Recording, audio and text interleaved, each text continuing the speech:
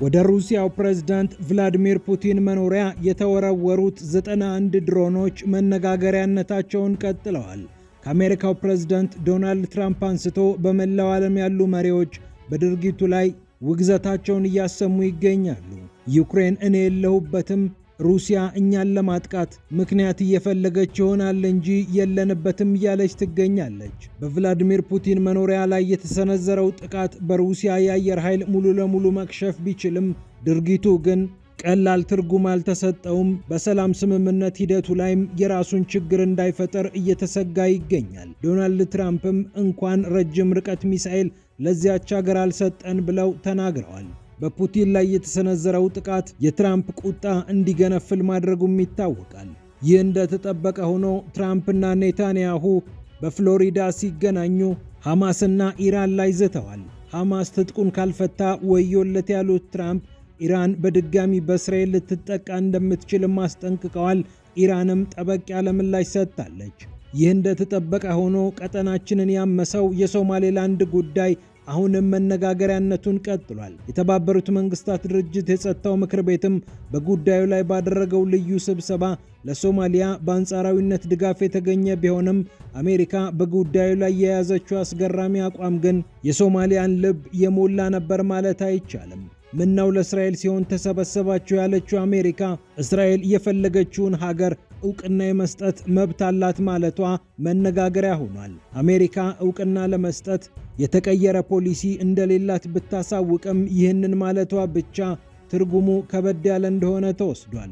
እስራኤል ደግሞ ለሶማሌላንድ ዕውቅና ከመስጠቴ ከረጅም ዓመታት በፊት በሶማሌላንድ ዜጎች ላይ ይፈጸም የነበረውን በደል በዚሁ በተባበሩት መንግስታት ድርጅት ይታወቅ ብዬ ማመልከቻ አስገብቼ ነበር ስትል ተከራክራለች። ስለ ሶማሌላንድ ዕውቅና ሲወራ የፍልስጤምም ስም ተነስቷል። እንመለከተዋለን። ፒያሳ ኔትወርክን ስትከታተሉ ሁሉንም በጥልቀት ታገኛላችሁ። ፒያሳ ኔትወርክን ሰብስክራይብ፣ ላይክ እና ሼር በማድረግ የፈጣን የተአማኒና የጥልቅ ዘገባዎች ቤተሰቡን ስንል በአክብሮት ጋብዘናል። አሁን ወደ ጉዳዮቻችን አለፍን።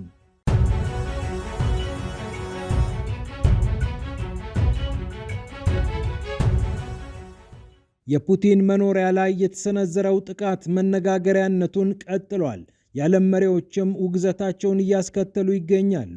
የዩክሬኑ ፕሬዝዳንት ቮሎዲሚር ዜሌንስኪ በበኩላቸው እኛ የምናውቀው ነገር የለንም፣ ሩሲያ ዩክሬንን ልታጠቃ ስትል እንዲህ አይነት ምክንያቶችን ትደረድራለች፣ ለማጥቃት መነሻ ምክንያት ካልሆናቸው በስተቀር እኛ የለንበትም ሲሉ ይፋ አድርገዋል። የሩሲያ የውጭ ጉዳይ ሚኒስትር ሰርጌይ ላቭሮቭ ኪየቭ 91 የሚሆኑ ረጅም ርቀት ተወንጫፊ ድሮኖችን ወደ ፑቲን መኖሪያ ልካለች ማለታቸውም የሚታወስ ነው። 91ዎቹ ድሮኖች በሩሲያ ሰሜን ምዕራብ ኖቭጎሮድ በተባለው ክልል ላይ በሚገኘው የፑቲን መኖሪያ ላይ ነው ተወርውረዋል የተባሉት። የሩሲያ አየር መከላከያ ስርዓት 91ዎቹን ድሮኖች አየር ላይ ዶጋመድ ቢያደርጋቸውም የሙከራው ሐሳብ ያበሳጫት ሩሲያ በሰላም ስምምነቱ ላይ እየሄድኩ ያለሁበትን መንገድ ላጤነው እችላለሁ ስትል ማስጠንቀቂያ ሰጥታለች። ዜሌንስኪ ደግሞ ይህ የተለመደ የሩሲያ ቅጥፈት ነው፣ እኛን በደንብ አድርገው ማጥቃት ሲፈልጉ የሚፈጽሙት ነው፣ በእኛና በመኖሪያዎቻችን ላይ የተለያዩ ጥቃቶች ሲፈጸሙ ቆይተዋል፣ እኛም ይህንን ስናወግዝ መቆየታችን የሚታወስ ነው በማለት ድርጊቱን የሩሲያ ውሸት ሲሉ ገልጸውታል። የአሜሪካው ፕሬዝዳንት ዶናልድ ትራምፕ ደግሞ በፑቲን መኖሪያ ላይ የተሰነዘረውን ጥቃት ካወገዙ በኋላ እንኳንም ቶማሃውክ ሚሳኤል ለኪየቭ አልሰጠን ሲሉ ተናግረዋል። ታስታውሳላችሁ፣ ቶማሃውክ ሚሳኤል ወደ ዩክሬን ይሂድ አይሂድ የሚል ጉዳይ ሲነሳ የወሰንኩትን ውሳኔ፣ እናም ያ ውሳኔ አሁን ምን ያህል ጠቃሚ እንደሆነ ትመለከቱታላችሁ አይደል በሚል ለመገናኛ ብዙሃን ተናግረዋል። የአሜሪካው ፕሬዝዳንት ዶናልድ ትራምፕ ረጅም ርቀት የሚወነጨፈውን ቶማሃውክ ሚሳኤልን ለኪየቭ አልሰጥም፣ መጀመሪያ የሰላም ስምምነት ላይ ፈርሚ ማለታቸውም የሚታወቅ ነው።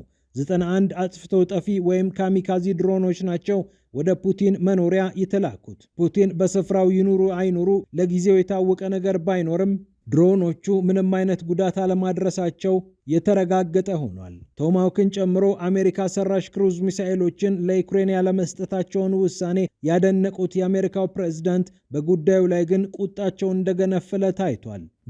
በጣም ተናድጃለሁ ነው ያሉት ትራምፕ። ይህ እንደተጠበቀ ሆኖ ከተለያዩ የዓለማችን ክፍሎች በፑቲን መኖሪያ ላይ የተሰነዘረው ጥቃት እየተወገዘ ይገኛል። የተባበሩት አረብ ኤምሬትስ እንዴት ተደርጎ ነው ይህ ጥቃት የተፈጸመው ብላ መግለጫ ያወጣች ሲሆን በውጭ ጉዳይ ሚኒስቴር መስሪያ ቤቱ አማካኝነት ያወጣችው መግለጫ እንዲህ አይነት ጥፋቶችን እናወግዛለን፣ ከፕሬዝዳንት ቭላዲሚር ፑቲንም ጋር እንቆማለን ብላለች ኤምሬትስ። እንዲህ አይነቶቹ ጥቃቶች የደህንነትና የመረጋጋት ችግር ሊፈጥሩ እንደሚችሉ መታወስ አለበት ስትል ኤምሬትስ አሳውቃለች። ኒካራጓም የሽብር ጥቃት ብላ የዩክሬንን ድርጊት የገለጸች ሲሆን ወደ ሰላም መንገድ እየተካሄደ ባለበት ሰዓት የተፈጸመው ጥቃት አስደንግጦናል፣ እጅግ ያሳፍራል፣ ፋሺስታዊ ጠባይ ያለው እርምጃ ነው ስትል ኒካራጓ ይፋዊ መግለጫ መስጠቷን አርቲ ዘግቧል።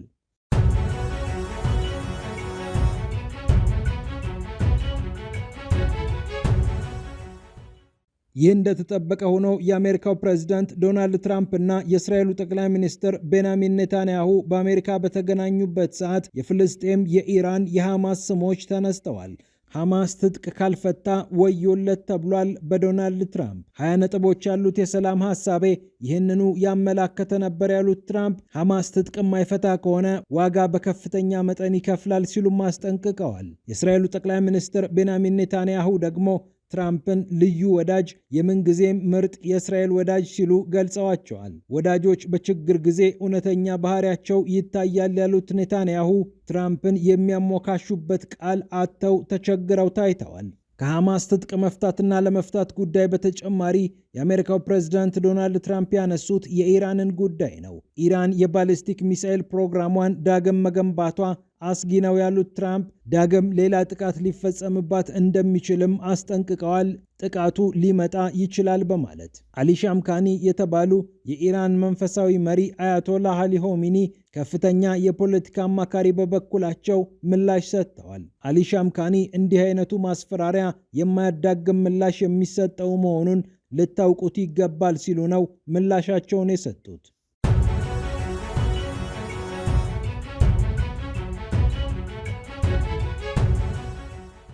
በሌላ በኩል እስራኤልን፣ ሶማሌላንድንና ሶማሊያን ያፋጠጠው የተባበሩት መንግስታት ድርጅት የጸጥታው ምክር ቤት ስብሰባ ልዩ ትኩረትን ስቧል። ሶማሊያ ምንም እንኳን የአብዛኛዎቹን የመንግስታቱ ድርጅት የጸጥታው ምክር ቤት ቋሚና ተለዋዋጭ አባላትን ድጋፍ ያገኘች ቢሆንም የአሜሪካ ስልታዊ አካሄድ ግን ሳያስደነግጣት አልቀረም።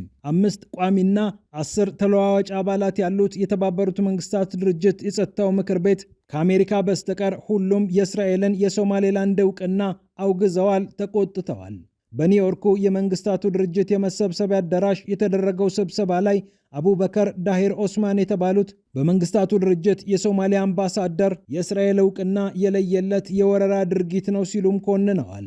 ሶማሊያን መበታተንና ቀይ ባህርን እንዲሁም የአፍሪካ ቀንድን ማመስ ሌላኛው የእስራኤል ዓላማ ነው ብለዋል። አምባሳደሩ የፍልስጤምን ሕዝብ ከጋዛ ነቅሎ ወደ ሰሜን ምዕራብ ሶማሊያ ማዘዋወር ሌላኛው ፍላጎት እንደሆነም አንስተዋል። በሞራልና በሕግ ላይ የተፈጸመውን ክህደት አሁኑኑ ማቆም አለባችሁ ሲሉም ተናግረዋል። ከ15ቱ የመንግስታቱ ድርጅት የጸጥታው ምክር ቤት አባላት 14ቱ ለሶማሊያ ድጋፋቸውን ቢሰጡም አሜሪካ የሄደችበት መንገድ ግን ስልታዊ እንደሆነ ተስተውሏል። ታሚ ብሩስ በተባበሩት መንግስታት ድርጅት የአሜሪካ አምባሳደር ናቸው። እስራኤል ከፈለገችው ሀገር ጋር ዲፕሎማሲያዊ ግንኙነት መጀመር ትችላለች እንደ አንድ ሉዓላዊት ሀገር አሉ ታሚ ብሩስ። ነገር ግን የአሜሪካ ፖሊሲ ስላልተቀየረ ስለ ሶማሌላንድ እውቅና አሁን የምናሳውቀው ነገር የለም ሲሉም ነገሩን ዲፕሎማሲያዊ በሆነ መንገድ ተናግረዋል። የተባበሩት መንግስታት ድርጅት ሀገራት ለፍልስጤም እውቅና ተሰብስበው ሲሰጡ እንዲህ አይነት አስቸኳይ ስብሰባ አልጠራችሁም?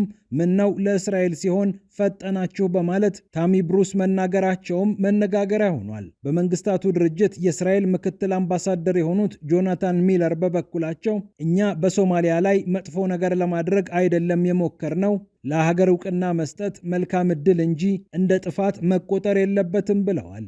በስብሰባው ላይ 22 አባላት ያሉትን አረብ ሊግን ወክለው የተሳተፉት ማጂድ አብዱልፈታህ አብዱልአዚዝ በበኩላቸው ድርጊቱ ሊኮነን እንደሚገባ አንስተዋል። በመንግስታቱ ድርጅት የፓኪስታን ምክትል አምባሳደር የሆኑት መሐመድ ኡስማን ኢቅባል ጃዱን በበኩላቸው ለሶማሌላንድ የተሰጠው እውቅና ሕጋዊ ስላልሆነ መሰረዝ አለበት፣ ፍልስጤማውያንም በዚህ ጉዳይ ላይ ሊሰደዱ ስለሚችሉ አሳስቦናል ብለዋል። ከቋሚዎቹ አባላት መካከል ቻይናና ብሪታንያም ድርጊቱን ያወገዙ ሲሆን የቻይናው አምባሳደር ሰንሊ የሶማሊያን መሬት መቆራረስን በተመለከተ ቻይና ታወግዛለች ብለዋል። ማንም ለጂኦፖለቲካዊ ፍላጎቱ ሲባል ሀገራትን መበታተን የለበትም ሲሉም ሰንሊ አስቀምጠዋል። በመንግስታቱ ድርጅት የደቡብ አፍሪካ አምባሳደር የሆኑት ማይቱ ጆኒም የሶማሊያን ሉዓላዊነትና የግዛት አንድነት እናከብራለን፣ እናስከብራለን ብለዋል። ሌላኛው በስብሰባው ላይ የታየው ጉዳይ ሶማሌላንድን ከፍልስጤም ጋር የማነጻጸር ጉዳይ ነው። በተባበሩት መንግስታት ድርጅት የአሜሪካ አምባሳደር የሆኑት ታሚ ብሩስ ምነው ለእስራኤል ሲሆን እንዲሆናችሁ ማለታቸውን ተከትሎ ከስሎቫኒያ ምላሽ ተሰጥቷቸዋል። አምባሳደር ሳሙኤል ዝቦጋር እንደተናገሩት ፍልስጤም እኮ ራሷን የቻለች ሀገር ናት፣ በእስራኤል ስለተወረረችና እውቅና ስላላገኘች ነው እንጂ ሀገር ናት። ሶማሌላንድ ግን በተባበሩት መንግስታት ድርጅት ውስጥ አባል በሆነች ሀገር ውስጥ የተካተተች ግዛት እንጂ ሀገር አይደለችም። ፍልስጤም በተባበሩት መንግስታት ድርጅት ውስጥ ታዛቢ መሆኗ መረሳት የለበትም ሲሉ ምላሽ ሰጥተዋል። የእስራኤሉ አምባሳደር ደግሞ በሶማሌላንድ ላይ ሲደርስ የነበረውን የሰብአዊ መብት ጥሰት ከዚህ ቀደም በይፋ አሳውቀናል። በዚያድ ባሬ ዘመን የተፈጸሙትን ጥፋቶች በዚሁ በመንግስታቱ ድርጅት አማካኝነት ይፋ አድርገናል። እናም ለሶማሌላንድ መጨነቅ የጀመርነው ዛሬ አይደለም የሚል ምላሽ ነው የሰጡት። የሶማሊያው አምባሳደር በበኩላቸው እናንተ በጋዛ ፍልስጤሞችን እየጨፈጨፋችሁ ሶማሌላንድ ላይ ሶማሊያ ጭፍጨፋ ፈጽማለች ማለታችሁ ትክክል አይደለም ሲሉም ተከራክረዋል። ሶማሊያ የምትፈልገውን አይነት ድጋፍ ከሞላ ጎደል ብታገኝም የልዕለ ኃያሏ አሜሪካን ሁለንተናዊ ድጋፍ አለማግኘቷ ግን እንደሚያስጨንቃት ግልጽ ነው። እስራኤል ለፈለገችው ሀገር እውቅና መስጠት ትችላለች የሚለው የአሜሪካ አቋም የእስራኤልን ድርጊት ካለማውገዝም በተጨማሪ በቀጣይ አሜሪካ ለሶማሌላንድ እውቅና የምትሰጥበትን ዕድል አመቻችታ ይሆን የሚል ጥያቄ እንዲነሳም አድርጓል። ፒያሳ ኔትወርክን ስትከታተሉ ስለቆያችሁ ክብረት ይስጥልን ብለናል። ፒያሳ ኔትወርክን ሰብስክራይብ፣ ላይክ እና ሼር በማድረግ የፈጣን የተአማኒና የጥልቅ ዘገባዎች ቤተሰቡን ስንል በአክብሮት ጋብዘናል። ሰላም ለዓለማችን።